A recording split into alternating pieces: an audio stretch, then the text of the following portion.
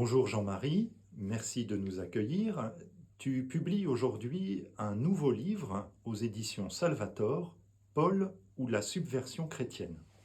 Ce n'est pas le premier livre que tu publies. Non. Alors après tous les livres que tu as déjà écrits, et surtout après tous les livres consacrés à Saint Paul, pourquoi ce nouveau livre aujourd'hui, Paul ou la subversion chrétienne?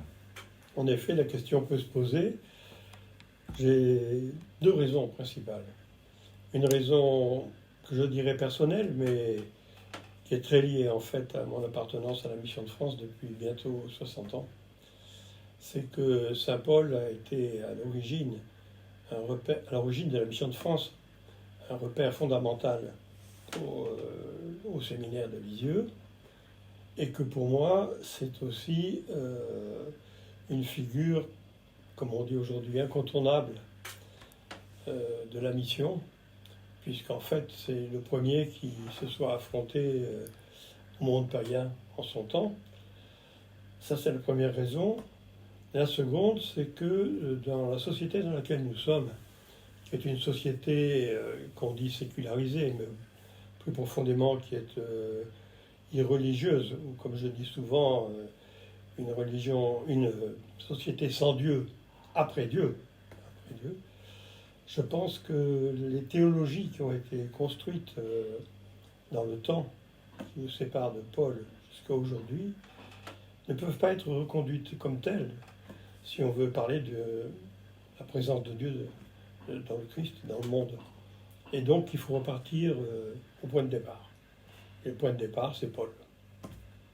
Mais tu parles de subversion chrétienne. Qu'est-ce à dire? Ah, oui, dans le titre, effectivement, c'est Paul ou la subversion chrétienne. Eh bien, d'abord, le mot subvertir, j'avais hésité, j'avais pensé à révolution. Puis révolution, ça faisait un peu politique. Et en fait, c'était pas une révolution. Parce que la révolution, comment dirais-je, c'est circulaire. Alors que la subversion, c'est renversé par en dessous. Voilà. Et je pense que les retournements de Paul, parce qu'il y en a plusieurs, sont un retournement par en dessous, justement. Enfin, on s'en expliquera peut-être tout à l'heure. Et que les conséquences, au plan de l'Église, sont aussi un retournement par en dessous.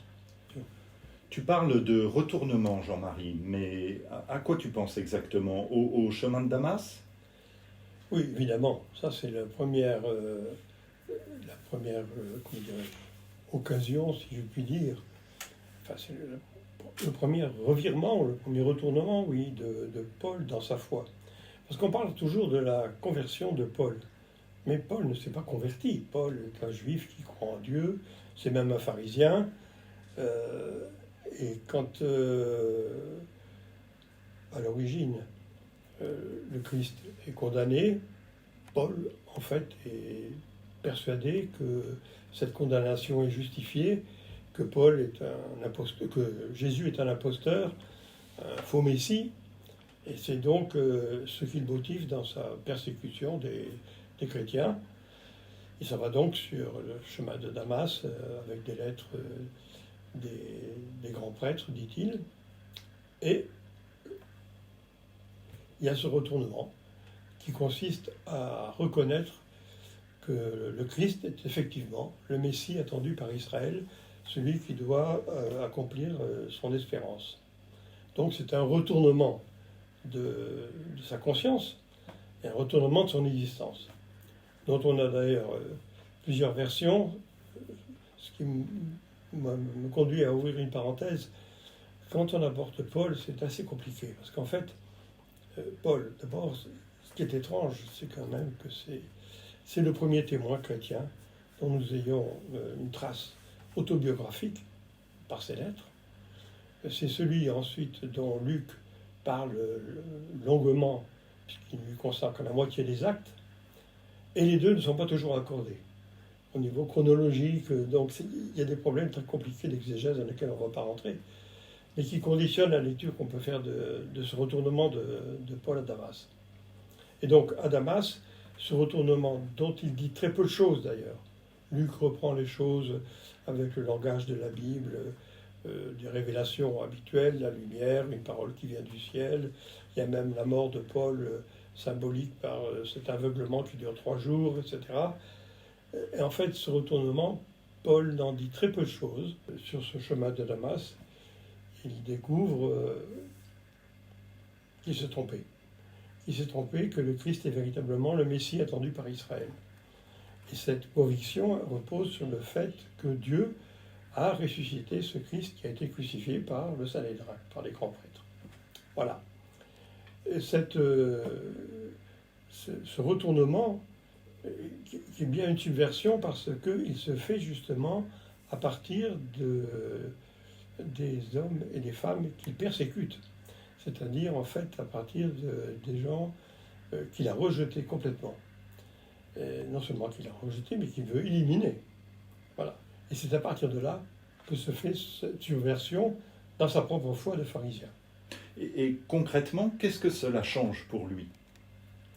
À partir de là, Paul va partir en mission, pas tout seul d'ailleurs, avec Barnabas, et il va passer de synagogue en synagogue pour convaincre ses coreligionnaires, donc des Juifs, qui sont de toute obédience, un certain nombre aussi de Grecs qui fréquentent la synagogue, qui se rapprochent plus ou moins de la foi juive. Il va essayer de tenter de les convaincre, à partir des Écritures qu'ils connaissent bien, parce qu'ils les partagent, que Jésus est bien le Messie qui était attendu. Et donc la prédication de Paul s'adresse aux Juifs, et cela ne concerne que les Juifs, finalement, c'est ce que tu dis? Exactement. Au départ, ça ne concerne que les Juifs. D'ailleurs, il va de synagogue en synagogue, il ne va pas dans les rues, sur les places. Hein. Jusqu'à Antioche de Pisidie, nous dit Luc, où apparemment des noms chrétiens évidemment, mais des noms juifs, donc ce qu'on appelle des Grecs. Enfin, les Grecs, c'est le terme, comment dirais-je, commun qu'on en prend pour tous les païens. Hein. Il peut y avoir des Romains là-dedans, il peut y avoir d'autres personnes, peu importe. En tout cas, ce ne sont pas des Juifs qui l'entendent. Voilà. Mais ça ne change pas sa prédication. Et cette prédication va le conduire, dans le deuxième voyage surtout qu'il fait, va le conduire de ville en ville jusqu'à Troas. De Troas, il passe en Macédoine, et de Macédoine, il passe à Philippe, Bérée, et il arrive à Athènes. Et alors, que fait-il? Alors à Athènes, il se passe quelque chose d'extraordinaire, c'est que d'abord il est seul au départ, il y attend Silas et Timothée, qui ne sont pas encore arrivés, et il est livré un peu à lui-même, semble-t-il. En tout cas, il parcourt la ville d'Athènes, il remarque beaucoup de temples, d'hôtels dédiés à des dieux divers, et finalement, il est interpellé par des gens. Athènes, c'était encore une ville, ce n'est plus une grande ville politique, c'est quand même un centre intellectuel, et un certain nombre de philosophes lui demandent de rendre compte de ce qu'il prêche, de ce qu'il dit. Voilà. Et il va y avoir, à l'aréopage, nous dit Luc, un grand discours de Paul pour expliquer sa foi. Et il a les outils pour parler aux philosophes, pour s'adresser à eux, parce que tu as dit tout à l'heure qu'il avait une bonne connaissance des écritures juives. Est-ce qu'il peut parler aux philosophes grecs? Oui, alors c'est ça le problème, c'est que les philosophes grecs... Alors, Luc nous dit qu'il y a des stoïciens et des épicuriens. Bon, c'est les deux grands courants qui semblent, dominer la scène intellectuelle d'Athènes. Les épicuriens ne croient pas en Dieu, donc le problème est vite réglé. Ce n'est pas du tout le cas des stoïciens. Naturellement, les stoïciens n'ont aucune connaissance des écritures juives. Donc, le défi, qui est le défi de tout missionnaire, quand on arrive dans une culture qui n'a aucune racine avec le monde juif, c'est de trouver dans leurs croyances, dans leurs références spirituelles, intellectuelles, ce qu'on appellerait autrefois ce qu'on appelait autrefois les pierres d'attente pour annoncer son message. Et naturellement, ça va être le stoïcisme, d'autant plus que Paul est originaire de Tarse, qui est une ville où l'école stoïcienne est réputée depuis très ancienne. Plus de 400 ans avant Paul, avant la naissance de Paul. Et donc, pour finir, cette expérience de prédication à Athènes, c'est un échec. Ça va être un échec, oui. Et la question, c'est de savoir pourquoi c'est un échec. Alors en fait, dans le discours reconstitué par Luc, dont on ne sait pas exactement, comment dirais-je, la véracité par rapport au discours réel de Paul, mais je pense que ce n'est pas un discours inventé par Luc, parce qu'il y a trop de références aux stoïciens pour que ce soit le cas, je pense. En tout cas, ça bute sur un mot, la résurrection. Et la résurrection, dit Paul, d'un homme que Dieu a choisi pour juger l'ensemble de l'humanité. Alors, sur le mot de résurrection n'a aucun sens pour des stoïciens, pour qui la mort est un phénomène naturel. Voilà, l'homme disparaît comme il est venu, et ça ne pose aucun problème particulier. Donc, cette histoire de résurrection leur paraît complètement aberrante, d'autant plus qu'il s'agit d'un homme, on ne sait même pas lequel. Paul ne cite ni le Christ, ni le Jésus, ni rien du tout. Voilà. Et alors, face à cet échec, Paul renonce à s'adresser aux Grecs par la suite? Eh bien, ensuite, l'étape suivante, Paul va à Corinthe. Et c'est à Corinthe que, alors je ne sais pas comment les choses se sont passées naturellement, mais Paul dit dans sa deuxième lettre aux Corinthiens, parenthèse, il y en avait eu une autre avant qu'on a perdue, il rappelle aux Corinthiens que quand il est venu chez eux, donc chez les païens, pour le coup, des Grecs non chrétiens, il n'a voulu connaître qu'une chose, Jésus-Christ et Jésus-Christ crucifié. Donc là, il y a ce que j'appelle le deuxième retournement de Paul, à mon avis beaucoup plus important que le premier, où Paul ne part plus de ce qui était commun, supposé commun avec les Grecs, mais il parle de l'abrupte de la foi chrétienne, de la césure, de la rupture que ça a introduit, non seulement dans la foi juive, mais dans toute la spiritualité. Et tu penses que, avec tout ça, Paul nous offre des possibilités pour comprendre et vivre la mission aujourd'hui? Oui. Alors, d'abord, je pense qu'à partir de Corinthe, Paul élabore, je dirais, sa théologie propre. Voilà. D'ailleurs, c'est elle qui va être le fondement de toutes les lettres qu'il a écrites. Parenthèse, d'ailleurs, je ne m'intéresse pas à toutes les lettres de Paul dans ce petit livre, qui est court. Hein. C'est simplement, ce que j'essaie de mettre en relief, c'est les arêtes, les fondements de la théologie de Paul. Et je suis persuadé que d'abord, que dans la société dans laquelle nous sommes, si nous voulons nous adresser à nos contemporains, il faut repartir des racines. Or, ce sont les premières racines de la foi chrétienne, avant les évangiles, qui ont été écrits 20 ans, 30 ans plus tard.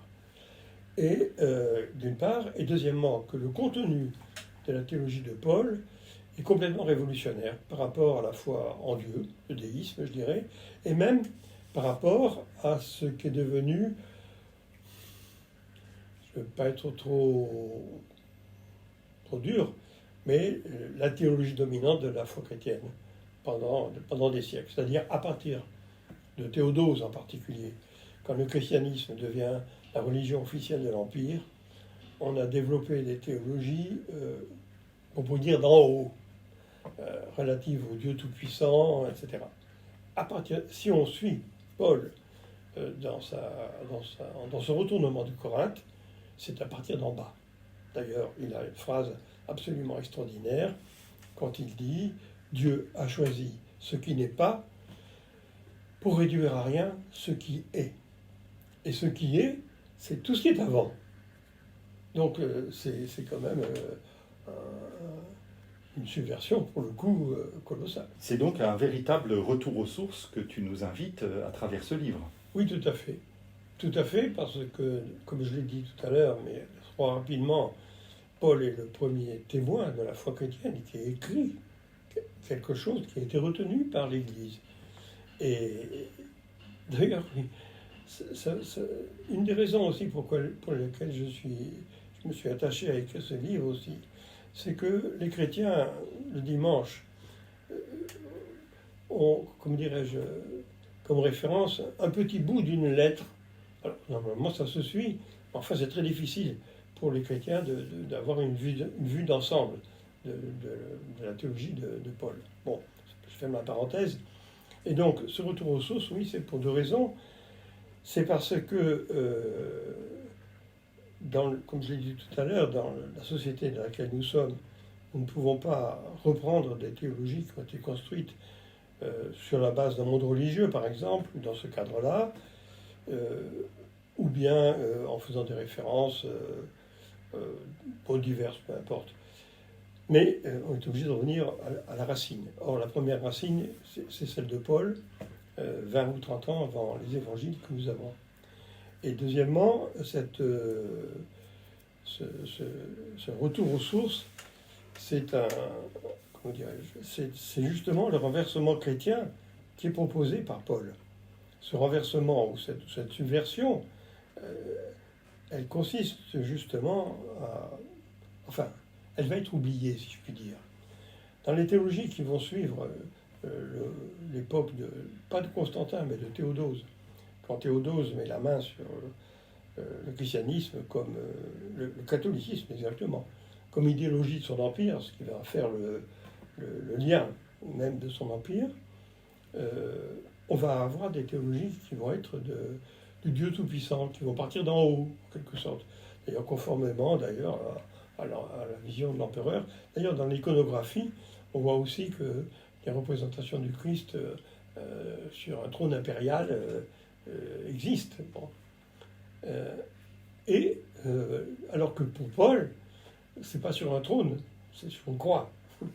Et donc la théologie doit partir, comme on dit, d'en bas. Alors, d'en bas, c'est-à-dire d'abord du Christ, la signification de sa mort sur la croix, d'une part, de ce qu'elle nous dit, et du Christ et de Dieu. Et c'est une révolution dans l'approche de Dieu, manifestement. Et d'en bas, parce qu'elle va nous obliger à prendre comme lui, comme, je dirais, point d'attention principal, fondateur, ce qui, dans la société, dans l'humanité, est exclu, méprisé, pauvre, délaissé, etc. Voilà. Donc c'est une théologie qui va trouver ses racines, non pas, comment dire, dans un royaume flamboyant qu'on attendrait, mais dans une présence à une humanité souffrante, pauvre et délaissée.